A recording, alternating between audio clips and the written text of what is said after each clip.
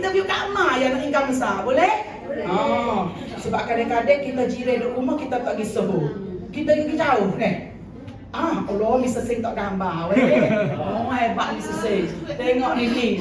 Bodoh ya dulu ni pun bodoh lagi tapi cerdik sikit. Ni Mr. Singh mari dulu ke dalam Miss Square. Ni lah, Miss Square berniaga berapa tahun tak Square? 30 tahun ada.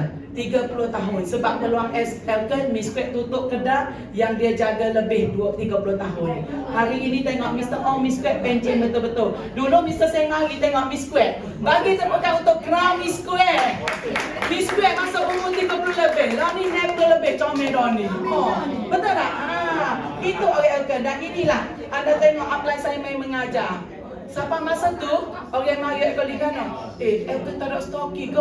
Kita confuse tengok dinding. Tak nampak tulis saya apa yang awak. Nampak dinding yang diconteng. Masa tu anak Miss Square kecil-kecil. Miss Square tak cerita alasan. Anda nak tahu dengan lain kali cerita deh. Dulu Mr. Singh mari kita panggil orang main dengar. Gini ya kami bermula. Jadi hari ni anda senang ada stokis dia. Tu lah.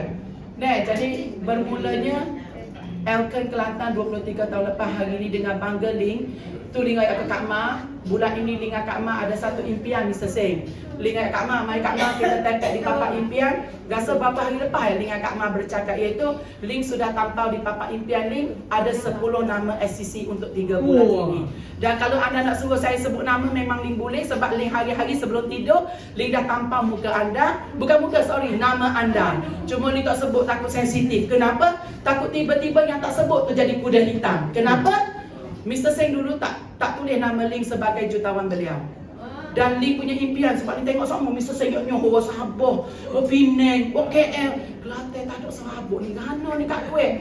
Tapi dalam hati Ling impian saya nak jadi jutawan bawa Miss Kuih. Mr. Singh juga walaupun Mr. Singh tak sebut nama Ling. Secara senyap-senyap tak boleh juga. Ling ni anak baik. Dia tanya Mr. Singh saya nak jadi jutawan.